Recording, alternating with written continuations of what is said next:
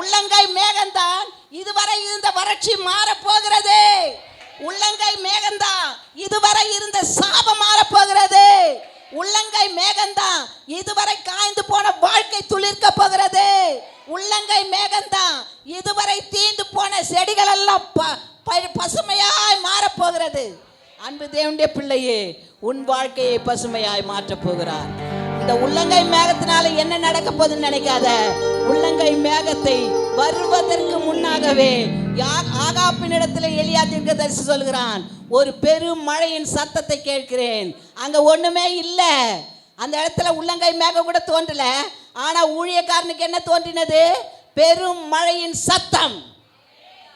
இன்னைக்கு உன் வாழ்க்கையில ஒண்ணு இல்ல, இந்த அம்மா ஏதோ உளறிட்டு இருக்குதுன்னு நினைக்காத. கர்த்தர் சொல்கிறார், ஒன்றுமில்லை என்று நினைக்கிறியா? உனக்கு ஒரு பெரிய ஆசீர்வாதம் வந்து கொண்டிருக்கிறது. உன் வாழ்க்கையில நடக்காதது நடக்க போகுது. உன் வாழ்க்கையில நீ எதிர்பார்த்ததை கர்த்தர் கொடுக்க போகிறார். நீ எதை எதிர்பார்த்து காத்திருக்கிறாயோ அது இந்த மாதத்துல உனக்கு கிடைக்க போகிறது. அல்லேலூயா. விசுவாசத்தோட கரங்களை தட்டுங்க. அதை விட்டுட்டு சோர்ந்து போயிருக்காருங்க. சோர்ந்து போனால் வேதம் சொல்கிறது, சோர்ந்து போனால் உன் பலன் குறுகினதா இருக்கும். சோர்ந்து போகிறவர்களுக்கு பலன் குறுகி போயிடும். சோர்ந்து போகாத, விசுவாசம் உள்ளவனாயிரு. அல்லேலூயா. விசுவாசம் உள்ளவர்களாக இருங்க. கர்த்தர் இந்த வாக்குத்தத்தம் கொடுக்கிறார் என்றால் அதுல ஏதோ ஒரு அற்புதம் நடக்க போகுது. அதை மட்டும் நினைக்கணும். உள்ளங்கை மேகம் என்னையா கொண்டு வந்துடும், என்ன ஆசீர்வாதத்தை கொண்டு வந்துடும் என்று நினைக்கிற உங்களுக்கு கர்த்தர் பேராசீர்வாதத்தை கொடுக்க போகிறார். பாருங்க, 17ஆம் அதிகாரத்தில் அவன் சொல்றான், என் வார்த்தையின்படி அல்லாமல் தேசத்தில் பனியோ மழையோ 3 வருஷம் பெய்யாது. எத்தனை வருஷம்? திட்டவட்டமா சொல்றான், 3 வருஷம் பெய்யாது. கேட்டிருக்கீங்களா? தேவனுடைய மனிதனுடைய வார்த்தைக்கு கர்த்தர் செவி கொடுத்தார். அல்லேலூயா. ஜனங்கள்லாம் பஞ்சத்தினால வாடுறாங்க. ஆனாலும் ஒரு ஊழியக்காரன், ஒரு தீர்க்கதரிசி சொன்ன அந்த வார்த்தைக்கு கர்த்தர் வானத்தின் மதகுகளை அடைத்து வைத்தார். அல்லேலூயா. இப்ப அதே ஊழியக்காரன் சொல்றான், உள்ளங்கை மேகம் தோன்றிருச்சு, இனி உனக்கு கஷ்டம் இல்லை, இனி உனக்கு கண்ணீர் இல்லை, இனி உனக்கு பாடுகள் இல்லை, இனி உனக்கு அவமானம் இல்லை, இனி உனக்கு நிந்தை இல்லை, நீ செய்கிற காரியத்தை நான் ஆசீர்வதிப்பேன். என்ன அற்புதமான வார்த்தை! கர்த்தர் சொல்லுகிறார், உள்ளங்கை தான், ஆனால் நான் உன்னை ஆசீர்வதிப்பேன். உள்ளங்கை தான், நான் உன்னை பெருக செய்வேன். உள்ளங்கை மேகம்தான், உன் குடும்பத்தில் இருக்கிற எல்லா கஷ்டங்களும் மாறி போகும். உள்ளங்கை மேகம்தான் இதுவரை நீ பட்டு கொண்டிருக்கிற கஷ்டங்களுக்கும் கண்ணீருக்கும் வேதனைக்கும் துன்பத்துக்கும் ஒரு விமோசனத்தை கொண்டு வரப்போகிறது என்று கர்த்தர் சொல்கிறார். அல்லேலூயா. உள்ளங்கை மேகம், ஒரு சிறிய மேகம் என்ன செய்யும் என்று நீங்கள் நினைக்கிறீங்க? இதற்கு ஒரு எக்ஸாம்பிள், நியாயாதிபதிகளின் புஸ்தகம் 7ஆம் அதிகாரம்.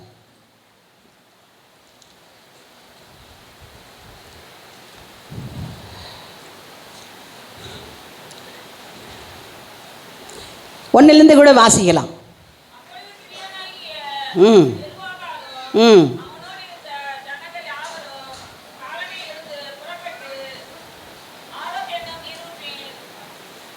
வாசிங்க.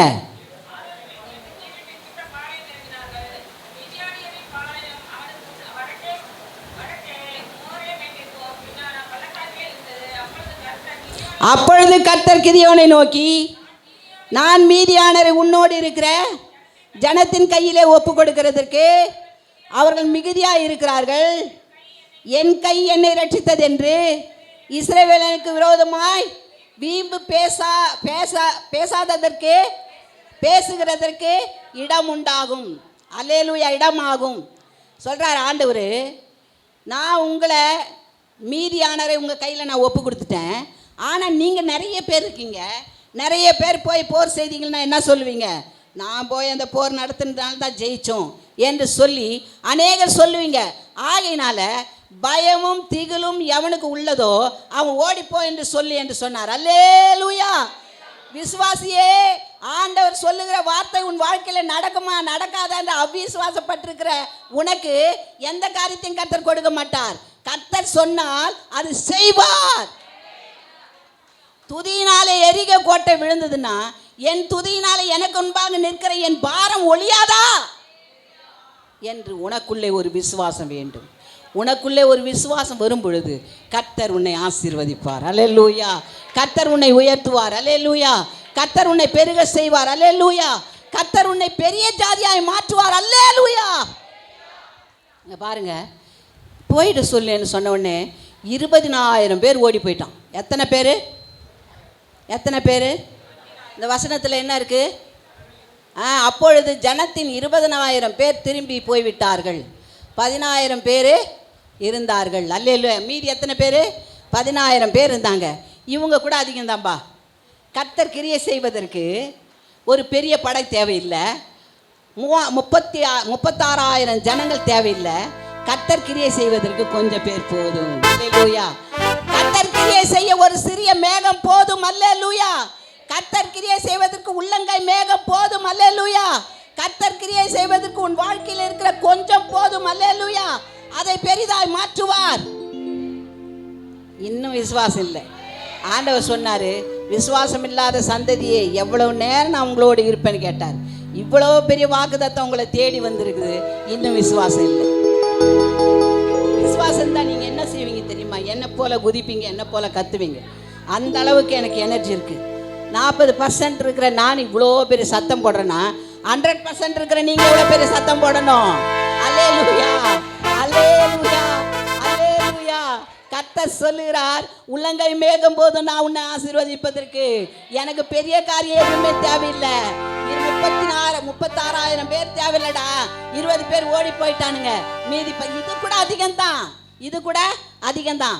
ஆகினால் இவர்களை நதியின் அண்டையிலே கொண்டு போய் எவன் தன் கையிலே தண்ணியை அள்ளி நாக்கினால் நக்கி குடிக்கிறானோ அவனை தனியாகவும், தன் கால்கள் ஊன்றி எவன் வாயில குடிக்கிறானோ அவனை தனியாகவும் நிறுத்து என்று சொன்னார். அல்லேலூயா. அல்லேலூயா. அல்லேலூயா. 300 பேர் மட்டும்தான் கையில் அடித்து நாக்கால நக்கி குடிச்சானுங்க. அவனுங்களை தனியாக நிற்க வச்சுட்டாரு. 16,000 பேரில் 300 பேர் போனால் எத்தனை பேர் பார்ப்பாங்க? 15,700 பேர் இருப்பாங்க. 15,700 பேர் ஆண்டவர் சொன்னார், இவனுங்களை அனுப்பி விட்டுரு. அனுப்புன்னு ஒன்று எவ்வளோ சந்தோஷம் தெரியுமா? தின்பண்டங்களை எடுத்துட்டானுங்க, வாத்திய கருவிகளை எடுத்துட்டானுங்க, சந்தோஷமாக ஓடி போகிறானுங்க. அல்லேலூயா. அல்லேலூயா. அல்லேலூயா. இல்லாததை இருக்கிறவைகளை போல அழைக்கிற நம்முடைய தேவன் அந்த 300 பேரை கொண்டு இஸ்ரவேலுக்கு ரட்சிப்பை கொடுக்க கர்த்தர் உதவி செய்தார். அல்லேலூயா. கிதியோன் இடத்துல சொல்றாரு, நிறைய பேர் வானாப்பா, மீதியானரை உன் கையில, உன் ஜனங்கள் கையில நான் ஒப்பு கொடுத்துட்டேன், ஆகினால் நீ பயப்படாதே. அல்லேலூயா. அல்லேலூயா. இந்த கிதியோன் சொல்றான், ஆண்டவரே, கோத்திரத்தில் என்னுடைய கோத்திரம் ரொம்ப சின்னது, நானும் ரொம்ப கஷ்டப்பட்டவன். அது மாத்திரமல்ல, அந்த மீதியானருக்கு பயந்து தான் நான் என்ன பண்ணுறேன், இரவோடு இரவாக அறுத்து அதை நான் என்ன பண்ணுறேன், இது பண்ணிக்கிட்டு இருக்கிறேன், போரடிச்சிட்டு இருக்கிறேன். என்னை பார்த்து நீங்கள் பலமுள்ளவன் சொல்கிறீங்களே, இந்த பலத்தோட உன்னை அனுப்புகிறவர் நான் அல்லவா என்று சொன்னீங்களே என்று சொல்லி அவனுக்குள்ளே ஒரு சந்தேகம் இருந்தது. உனக்கு சந்தேகம் தான் என்னை சோதித்துப்பார் என்று ஆண்டவர் சொன்னார். அப்போ சொல்கிறான், ஆண்டவரே, நான் ஒரு மான் தோலை எடுத்துகிட்டு வந்து இங்கே போடுவேன், அந்த தோல் வரைக்கும் நனையக்கூடாது, மற்ற இடமெல்லாம் நனைஞ்சிருக்கணும் அப்படி என்று கேட்டான். கர்த்தர் உடனே பனி அந்த தோலின் மேல் மட்டும் நனையும்படியாக கர்த்தர் கிருபை செய்தார். அல்லேலூயா. அவரால் முடியும், அவரால் முடியாது ஒன்றுமே இல்லை. அதுக்கப்புறம் சொன்னான், இந்த தோல் மட்டும் காஞ்சிருக்கணும், மற்ற இடமெல்லாம் நனைஞ்சிருக்கணும் ஏன்னு கேட்டான். இன்னும் ஒரு விஷயம் பேசுகிறேன் ஆண்டவரே, என்னை மன்னிச்சுக்கோங்கன்னு சொல்லிட்டு கேட்டான். அப்பவும் ஆண்டவர் இறங்கினார், மற்ற இடமெல்லாம் நனைந்தது, தோல் மட்டும் காய்ந்திருந்தது. அல்லேலூயா. அப்ப இந்த உள்ளங்கை மேகத்தை வச்சு கர்த்தரால் அற்புதம் செய்ய முடியுமா? முடியாதா? அல்லேலூயா. அல்லேலூயா. அல்லேலூயா. அவனை கர்த்தர் சொல்றான், மீதியானுடைய நீ பயப்பட்டினா நீ முதல்ல போய் பார், அங்கே என்ன நடக்குது, மீதியானுடைய பாளையத்துக்கு போய் என்றார். அவன் என்ன பண்ணா, பயப்படுறான். அப்போ ஆண்டவர் சொல்கிறார், நீ போவதற்கு பயந்தால் உன் உடன் ஊழியக்காரனாகிய பூராவை கூட்டிகிட்டு போ. யார் அவன் பேர்? என்ன? பூரா. அது பேரெல்லாம் ஞாபகம் இருக்குதோ என்னவோ. கர்த்தர் அந்த பூராவை அழைத்து கொண்டு நீ அந்த ஸ்தானத்துக்கு போ என்று சொல்கிறான். அப்போ அவன் 2 பேரும் போகிறானுங்க. புறப்பட்டு போனால் ஒருத்தன் பேசுகிறான். என்ன பேசுகிறான்? அந்த வசனத்தை வாசிங்க.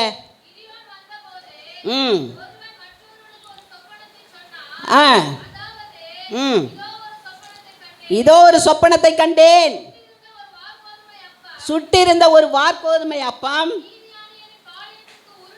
மீதியானுடைய பாளையத்துக்கு உருண்டு வந்தது.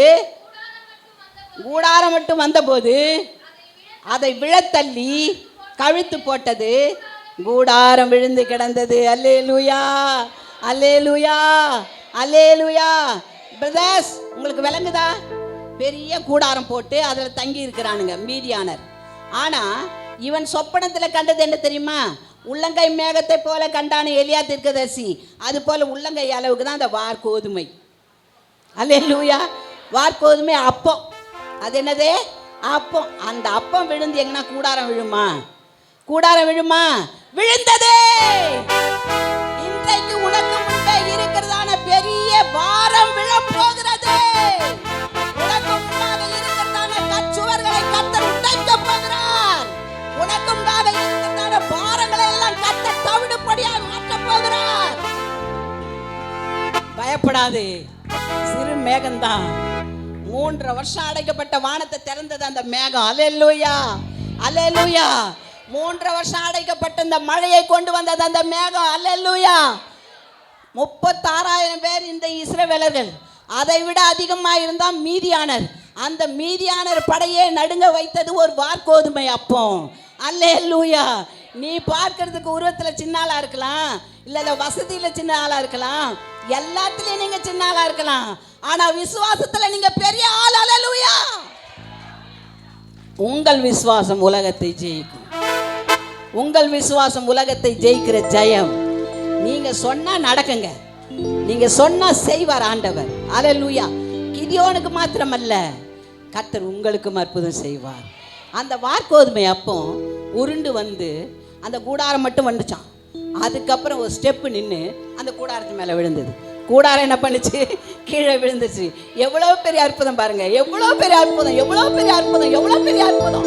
இந்த அற்புதத்தை வர்ணிக்க நாவே இல்லை. இந்த அற்புதத்தை சொல்லி முடிக்க ஆயுசு நாட்கள் போதாது. காரணம் என்ன தெரியுமா? வார்கோதுமை அப்பம், உள்ளங்கை மேகம். உள்ளங்கை மேகத்தினாலே அந்த தேசம் முழுவதுக்கும் கர்த்தர் மழையை கொடுக்க முடியுமானால், ஒரே ஒரு உள்ளங்கையுடைய வார்கோதுமை அப்பத்தினாலே மீதியானரை முறியடிக்க முடியுமானால், உன் வாழ்க்கையில் இருக்கிற விசுவாசத்தை கொண்டு உனக்கு முன்பாய் நிற்கிற சத்ருவை முறியடிப்பார் கர்த்தர். உன் விசுவாசமே உலகத்தை ஜெயிக்கிற ஜெயம். நீ விசுவாசிக்கலன்னா எதையும் பெற்றுக்கொள்ள முடியாது. விசுவாசித்தால் தேவனுடைய மகிமையை காண்பாய். விசுவாசிக்கிறவனுக்கு எல்லாம் கூடும். விசுவாசத்தினாலே எல்லாவற்றையும் சுதந்திரிக்க முடியும். கர்த்தர் சொன்னார், போய் பாரு. போய் பார்த்தானுங்க. அப்போ இவனுக்கு 2 பேர் பேசிக்கிறானுங்க. யார் பேசுறது? மீதியானர் பேசுகிறார். இவனுக்கு சந்தேகம் நிறைய. கிதியோனுக்கு சந்தேகம் இருந்ததுனால்தான் தோல் காயணும், காஞ்சி போனோம், நடையணும்லாம் கேட்டான். அது கேட்டது மாத்திரமல்ல, இவ்வளோ ஜனங்கள் மத்தியில் நான் 300 பேரை கூப்பிட்டு போக சொல்கிறார் ஆண்டவர். 300 பேரை வச்சு என்ன பண்ண முடியும் என்னால் என்று சொல்லி அவன் அவிசுவாசத்தோடு போனான். அந்த பூராவும் கூட போனான். அங்கே போன பிறகு கர்த்தர் இந்த செய்தியை அவர்களுக்கு கொடுக்கிறார். அல்லேலூயா, அல்லேலூயா. உங்களை தேடி ஒரு நற்செய்தி வந்து கொண்டு இருக்குதுமா. ஒரு நற்செய்தி வருது. இதுவரை நீ தவிர்த்துக்கிட்டு இருக்கிற, இதுவரைக்கும் போராடிட்டு இருக்கிற, இதுவரை யாரும் இல்லை தத்தளிச்சுக்கிட்டு இருக்கிற உன் வாழ்க்கையில கர்த்தர் இன்றைக்கு ஒரு நற்செய்தி கொண்டு வருகிறார். உனக்கு ஒரு நற்செய்தி உன்னை கடந்து வருகிறது.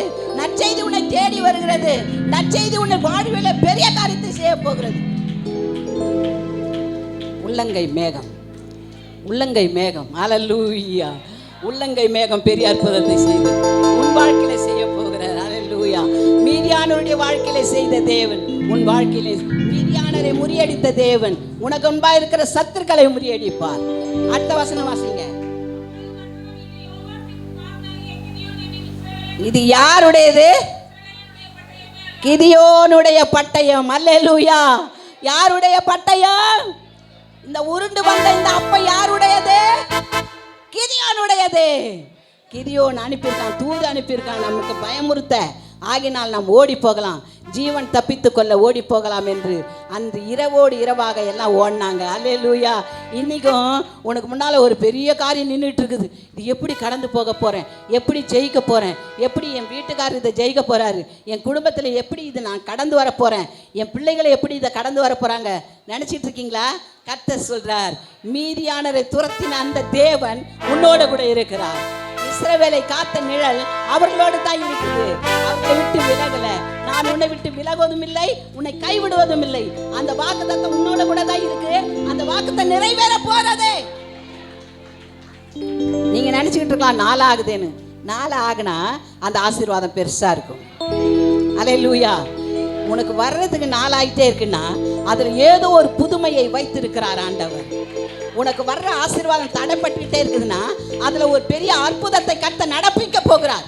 உனக்கு வர்ற ஆசீர்வாதம் எங்கேயோ ஸ்டாப் ஆகி நிக்குதுன்னா அந்த ஸ்டாப் ஏதோ ஒரு நன்மைக்காக. ஒரு ஒரு ஒரு சாட்சியை நான் கேட்டேன். ஒரு குழந்தை போய்கிட்டே இருந்திருக்காங்க. அப்போ ஒரு பிள்ளைக்கு வந்து ரொம்ப வயிற்று வலி வந்துருச்சு. அந்த குழந்தை காரில் போயிட்டு இருக்கும்போது அந்த குழந்தை ரொம்ப அழுது.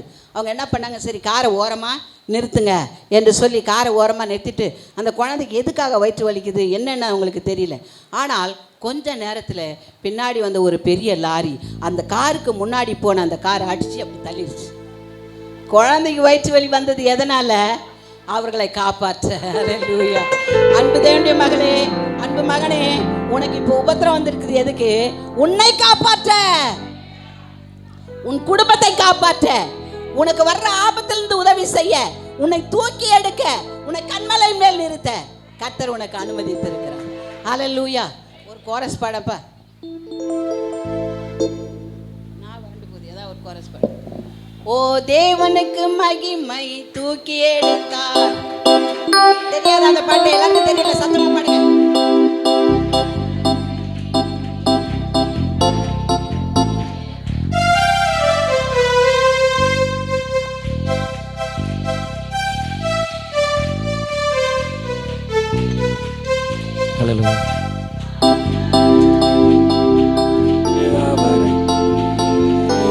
வாழ்த்திடுவேன், அக்கரையில் நான் நின்று அவரை என்றென்றும் வாழ்த்திடுவேன். ஓ தேவனுக்கு மகிமை தூக்கி எடுத்தார், என்னை தூக்கி எடுத்தார் இயேசு. தம் கரத்தை நீட்டி ரட்சித்தாரே, ஓ தேவனுக்கு மகிமை. நான் இயேசுவை நேசிக்கிறேன், மேன்மேலும் நேசிக்கிறேன். அக்கரையில் நான் நின்று அவரை என்றென்றும் வாழ்த்திடுவேன். அக்கரையில் நான் நின்று அவரை என்றென்றும் வாழ்த்திடுவேன். அந்த வார்கோதுமை அப்பம் அந்த கூடாரத்தின் மீது விழுந்த போது அந்த கூடாரம் விழுந்ததனாலே அங்கே இருந்தவர்கள் எல்லாம் ஓடி போனார்கள். அவர்கள் இந்த மீதியானர் என்ன செஞ்சு, இஸ்ரவேலர் என்ன செஞ்சார், இந்த 300 பேர்களை 300 பேர் 100 பேராக 3 படைகளாக அங்கு கிதியோன் வகுக்கிறான். இந்த 3 படையின் கையிலேயும் ஒரு எக்காலத்தையும் ஒரு வெறும் பானையும் அந்த பானைக்குள் வைப்பதற்கு ஒரு தீவட்டியும் கொடுக்கிறான். அல்லேலூயா, அல்லேலூயா. அந்த வசனத்தை வாசிங்க.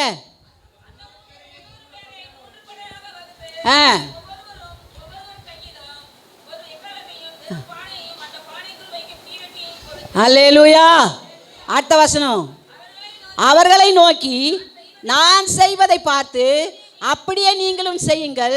இதோ நான் பாளையத்தின் முன்னணியிலே வந்திருக்கும் போது நான் எப்படி செய்வேனோ அப்படியே நீங்களும் செய்ய வேண்டும். அல்லேலூயா, அல்லேலூயா. நான் எப்படி செய்கிறேனோ அது போல நீங்களும் செய்யுங்க என்று சொன்னான். அடுத்த வசனம்.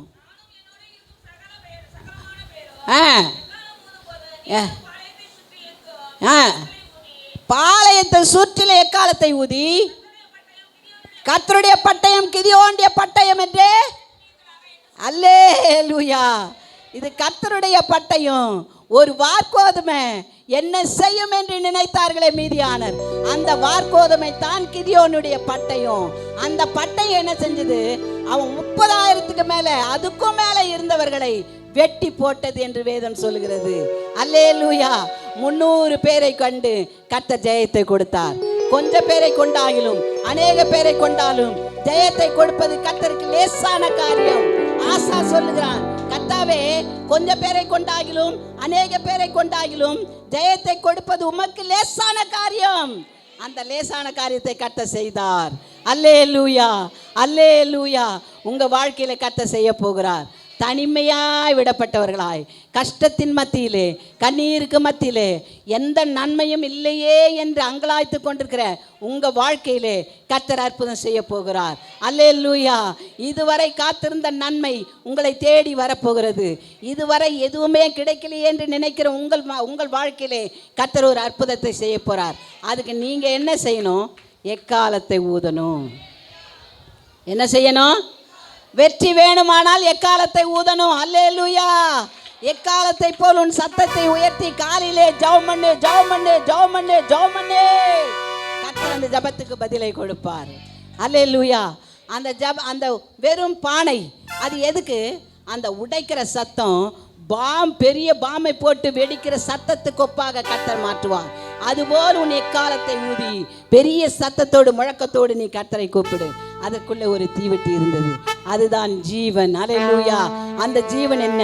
விளக்கு, எப்போதும் எரிந்து கொண்டே இருக்கிற நிலைமை. அப்படின்னா உன் ஜெப தூமங்கள் எப்போதும் ஆண்டவருக்கு முன்பாக கடந்து போய் கொண்டே இருக்கணும். அப்படி கடந்து போய் கொண்டிருந்தால் உனக்கு முன்பாய் வர்ற பகைவர்களை நீ ஜெயிப்பாய். உனக்கு முன்பாய் வருகிற எல்லா பிசாசின் கிரியைகளையும் நீ ஜெயிப்பாய். கர்த்தர் அதற்காக தான் எக்காலத்தை ஊது, பானையை விட என்ன பண்ண, அதுக்குள்ளே இருக்கிற அந்த வெளிச்சத்தை நீ காட்டு. இந்த 300 பேர் இந்த வெளிச்சத்தை காட்டின உடனே இவங்களுக்கு திக்கும் காட்டிட்டாங்க. என்ன செய்யறதுனே தெரியல. பானைகளை உடைத்த போது பெரிய சத்தம், எக்காலத்தை ஊதும்போது அதை விட பெரிய சத்தம். அதற்கு முன்பாக 300 பேரும் இந்த விளக்குகளை காட்டுறாங்க. அவன் 300 பேர் தான் காட்டினான், அவனுக்கு 3 லட்சம் பேர் காட்டினது போல கர்த்தர் மாற்றினார். அல்லேலூயா.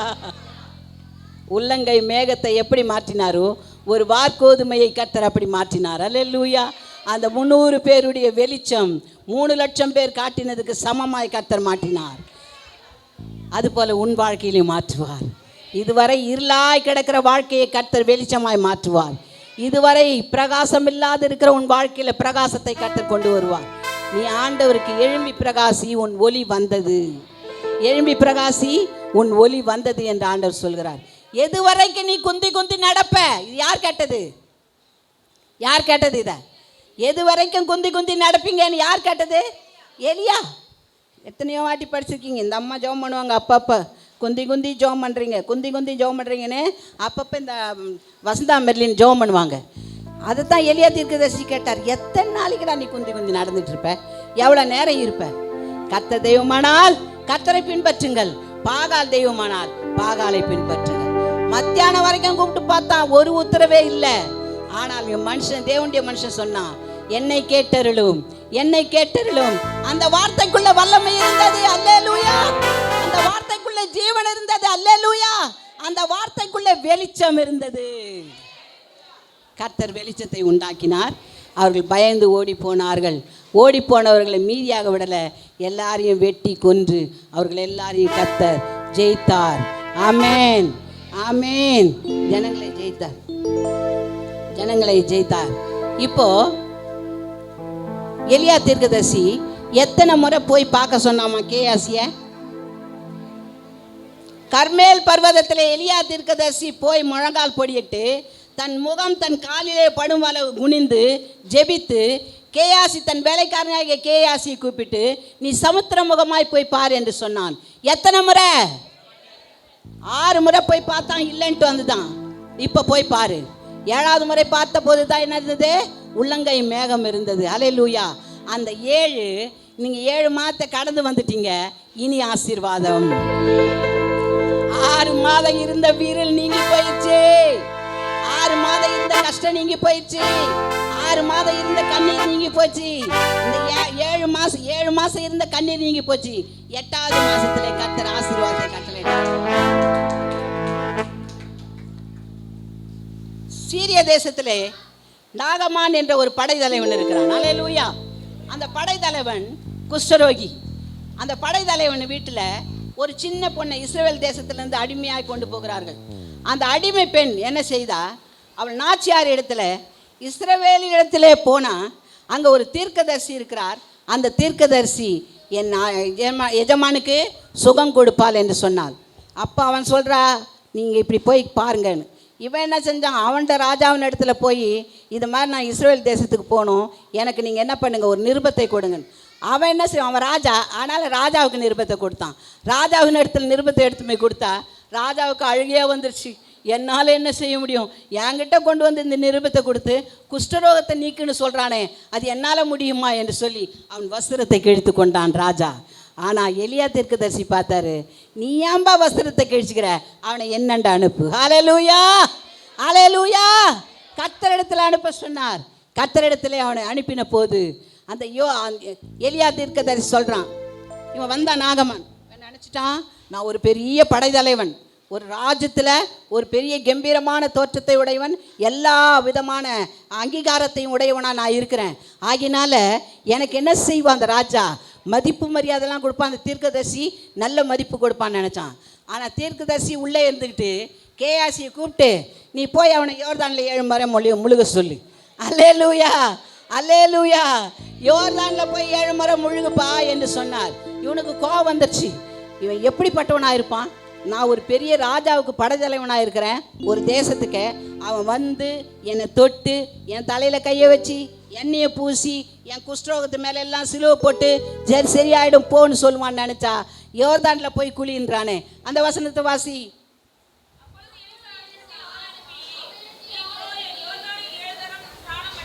ஆ ம் ஆ ஆ புறப்பட்டு போய் நாமத்தை தொழுது தடவி குஷ்டரோகத்தை நீக்கிடுவான்னு நினச்சேன். நான் சுத்தமாகிறதுக்கு இஸ்ரவேலின் தண்ணீரை எல்லாவற்றை பார்க்கிலும் ஆப்னாவும் பர்பாரும் நல்லதல்லவோ என்றான். என் தேசத்தில் இருக்கிற ஆப்னா பர்பார் இது எவ்வளோ பெரிய தேசத்தில் இருக்கிற ஏரிகள் குளங்கள், அதில் போய் நான் குளித்தா சுகமாகாதா? இவன் என்னை போய் யோர்தானில் குளிக்க சொல்கிறது? இவன் வார்த்தைக்கு நான் கீழ்ப்படிவேனா? ஏதோ வருவான், என்னை தொடுவான், என் சிலுவை போடுவான், ரத்தம் எனக்கு ஜெயமாகன்னு நினச்சா இவன் இப்படி சொல்கிறானே என்று சொல்லி அவன் முறுமுறுத்தவனாய் திரும்பி போனான். அப்பொழுது அங்கே ஒரு நல்ல வேலைக்காரன் இருந்தான். அல்லேலூயா. எந்த காரியமானாலும் நம்ம குடும்பத்துலேயும் கிரியை செய்கிறதுக்கு ஒரு கெட்டவங்களும் இருப்பாங்க, ஒரு நல்லவங்களும் இருப்பாங்க. நல்லவங்க நல்ல ஆலோசனை கொடுப்பாங்க, கெட்டவங்க அப்படி சொல்லிட்டாங்களா, அவங்க எவ்வளோ மோசமான ஆள் தெரியுமா, அவங்க அப்படிப்பட்டவங்க இப்படிப்பட்டவங்க இல்லாதெல்லாம் சொல்லி கொடுத்து இன்னும் அதிகமாக கோபத்தை ஏற்றுவாங்க, இன்னும் அதிகமாக என்ன பண்ணுவாங்க, வெறியை உண்டாக்குவாங்க, இன்னும் அதிகமாக சண்டை உருவாக்குவாங்க. ஆனால் நல்லவங்க தான், அம்மா அப்படி இல்லைம்மா, ஏதோ தப்பாக சொல்லிட்டாங்க அவங்க, பரவாயில்ல, அதெல்லாம் பெருசாக்காதீங்க, இதெல்லாம் ஒரு சின்ன காரியம். அது யார் சொல்கிறது? நல்லவங்க. அது போல தான் இவனா கூட ஒரு நல்லவன் வந்தான். அல்லேலூயா, அல்லேலூயா. அவனா கூட நிறைய கெட்டவனுங்களும் வந்திருப்பானுங்க. என்னப்பா நீ சொல்கிறது, இவர் ஒரு தளபதி, இவர் வந்து தொட்டு சுகமாக்காத அங்கே உட்காந்து யோர்தானில் போய் குளின்றான் அந்த ஆள், அவனுக்கு எவ்வளோ இது இருக்கும், அப்படியெல்லாம் பேசியிருப்பான் கெட்டவன். ஆனால் ஒரு நல்லவன் சொல்கிறான், எஜமானே உம்மிடத்தில் அவர் வேறு ஏதாவது சொல்லியிருந்தா நீங்கள் செஞ்சுருக்க மாட்டிங்களா?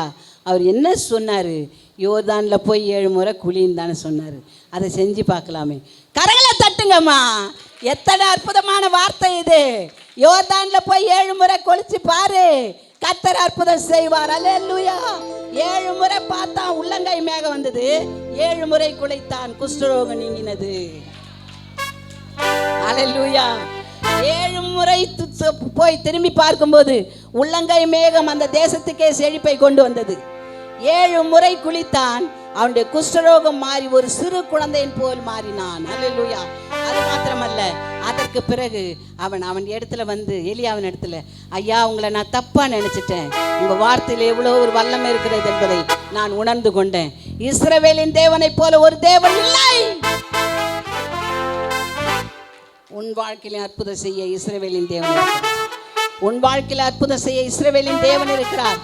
இஸ்ரவேலின் தேவன் சொல்கிறார், இஸ்ரவேலின் தேவனை போல உலகத்தில் வேற தேவன் இல்லை. அவர் அற்புதம் செய்ய வந்திருக்கிறார். உங்கள் வாழ்க்கையில் அற்புதம் செய்ய வந்திருக்கிறார்.